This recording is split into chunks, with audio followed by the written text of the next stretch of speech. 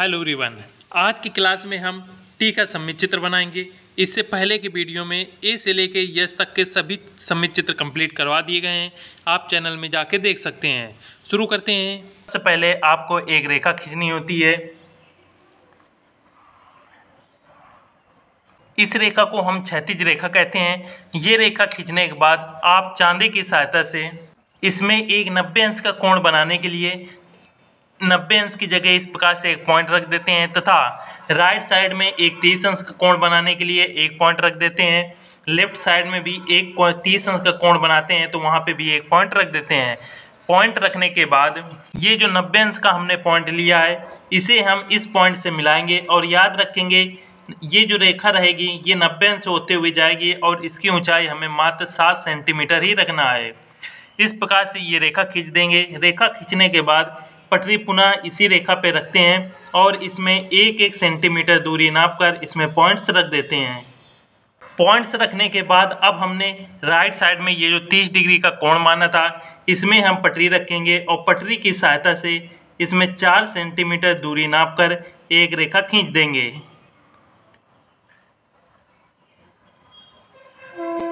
रेखा खींचने के बाद इसमें एक एक सेंटीमीटर दूरी नापकर 4 पॉइंट्स रख देते हैं। हमने जो 30 डिग्री का इस तरफ लेफ्ट साइड में एक पॉइंट लिया था इस पॉइंट को इस पॉइंट से मिलाएंगे और याद रखेंगे इसकी आप लंबाई आप अपनी इच्छा अनुसार रख सकते हैं। इसके बाद इस पॉइंट से लेके इस पॉइंट तक 1 सेंटीमीटर दूरी नापकर एक पॉइंट्स रख देते हैं। ये जो हमने पॉइंट्स लिया है इस पॉइंट को हमें ऊपर की ओर बढ़ाना है तथा इसकी ऊंचाई हमें 7 सेंटीमीटर रखना है। और आपको याद रखना है ये जो हमारी रेखा रहती है इस रेखा की ऊंचाई 7 सेंटीमीटर रखेंगे और ये रेखा ये जो हमारी मध्य की रेखा होती है जिसे हम लंब रेखा भी कहते हैं इस रेखा के समांतर होनी चाहिए। अर्थात यहाँ से यहाँ तक की जो दूरी है ये बराबर होनी चाहिए और बीच का गैप 1 सेंटीमीटर रहना चाहिए। इसके बाद इस तरफ आएंगे। ये जो हमने 30 डिग्री की रेखा खींची थी इस रेखा पे जो हमने ये पहला पॉइंट लिया था इस पॉइंट को ऊपर की ओर खींचेंगे और इसकी भी जो ऊंचाई है वो हमें 7 सेंटीमीटर ही रखना है। इस प्रकार से रेखा खींचने के बाद नेक्स्ट पॉइंट पे आएंगे और इसी प्रकार से रेखा एक खींच देंगे 7 सेंटीमीटर की। सभी रेखाएं खींचने के बाद ये जो हमारी लास्ट रेखा रहती है इस रेखा पे हम अपनी पटरी रखते हैं। पटरी रखने के बाद इसमें एक एक सेंटीमीटर दूरी नापकर पॉइंट्स रख देते हैं। आपको ज्ञात ही होगा कि ये जो रेखाएं रहती हैं इनकी ऊंचाई 7 सेंटीमीटर रहती है। पॉइंट्स रखने के बाद अब ये जो हमारी लंब रेखा का पॉइंट था और ये लास्ट रेखा का पॉइंट्स इन दोनों को आपस में मिला देते हैं। इन दोनों पॉइंट्स को मिलाने के बाद अब इस रेखा का ये पॉइंट्स और इस रेखा का ये पॉइंट्स इन दोनों को आपस में मिला देंगे। सभी रेखाएं खींचने के बाद अब हम इस सेकंड रेखा पे आते हैं। इस रेखा में हम इस प्रकार से पटरी रखेंगे और यहाँ से ऊपर की ओर 1 सेंटीमीटर दूरी नापकर एक पॉइंट्स रख देते हैं। ये जो हमने पॉइंट्स लिया है इस पॉइंट को इस पॉइंट से मिला देंगे।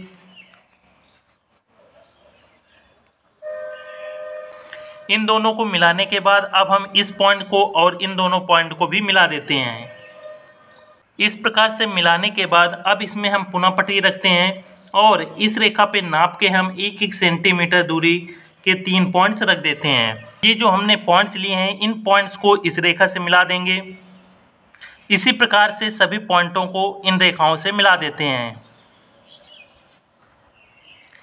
इतना करने के बाद अब हम नीचे आएंगे। नीचे जो ये जो हमारी मध्य रेखा थी जिसे लंब रेखा कहते हैं इस रेखा पे जो हमने पहला पॉइंट लिया था और लास्ट रेखा का जो पहला पॉइंट था इन दोनों को आपस में मिला देंगे।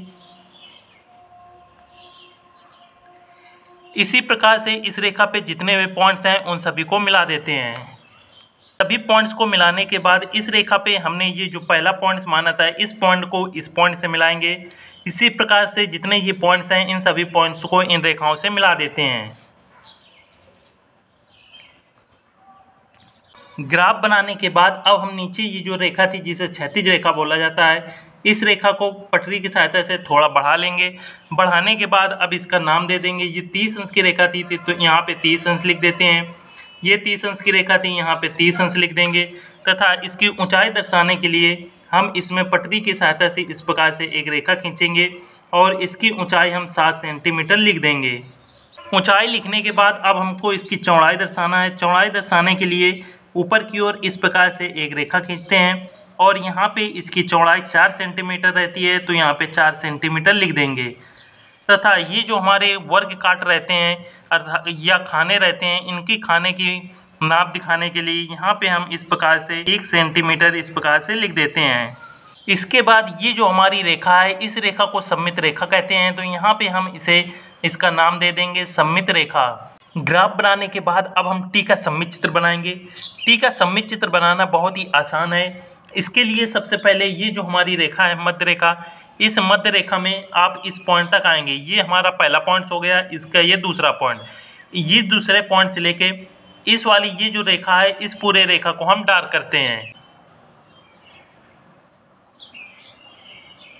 इस रेखा को आप डार्क करेंगे। इसके बाद ये जो हमारी रेखा आई है, इस रेखा को हम डार्क कर देंगे। इसी प्रकार से इस रेखा को हम यहाँ से डार्क करते हैं और इस ऊपर वाली रेखा को डार्क कर देंगे। इतना करने के बाद इस पॉइंट से लेके इस पॉइंट तक ये जो रेखा आई है, इसे हम डार्क कर देंगे और ऊपर से ये जो रेखा गई है, इस रेखा से भी यहाँ से हम डार्क कर देते हैं और इस रेखा को भी डार्क कर देंगे। इसके बाद ऊपर की ये रेखा आई है, इसको भी हम इस प्रकार से ले जाते हुए डार्क कर देते हैं और इस वाले रेखा को भी मिला देंगे। मिलाने के बाद ये जो ऊपर वाला भाग है, ये इसकी छाया बनेगी, तो इसे हम सेट कर देंगे। नीचे की ओर छाया बनाने के लिए इस वाले भाग को हम सेट कर देंगे।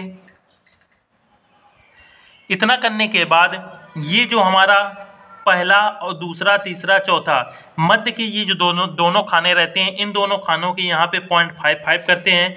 तो इसके लिए आप पटरी की सहायता लेंगे। पटरी की सहायता आप इस प्रकार से पटरी रखेंगे और इसका जो यहाँ पे 0.5 आएगा, ये बीच की दूरी 1 सेंटीमीटर रहती है, तो इसे हम 0.5 जहाँ पे आएगा एक पॉइंट रख देंगे। इसके बाद इसकी आगे वाली रेखा में आएंगे, जहाँ ये 0.5 आएगा, इस प्रकार से पॉइंट रख देंगे। ऊपर पॉइंट रखने के बाद इसी प्रकार से हम नीचे आएंगे, नीचे भी इसी प्रकार से हम पटरी रखेंगे।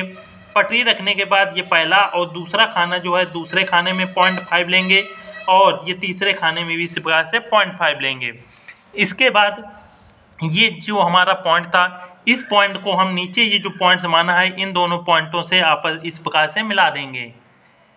ये पहली रेखा हो गई। इसी प्रकार से दूसरे पॉइंट से हम इसी पॉइंट्स को मिला देंगे। आपको याद रखना है, ये जो रेखाएं रहती हैं, इन्हें आप अच्छे से डार्क करें, जिससे ये हमारी समझ में आए। इस प्रकार से करने के बाद नीचे के इस रेखा को भी हम डार्क कर देंगे। डार्क करने के बाद अब हम पुनः ऊपर इस प्रकार से पटरी रखते हैं। पटरी रखने के बाद अब हम इसके इस पहली वाली जो ये खाना थे, इसे हम 0.5 इस प्रकार से लेंगे और नीचे आकर इसी प्रकार से इस रेखा में हम यहाँ पे 0.5 नापते हैं।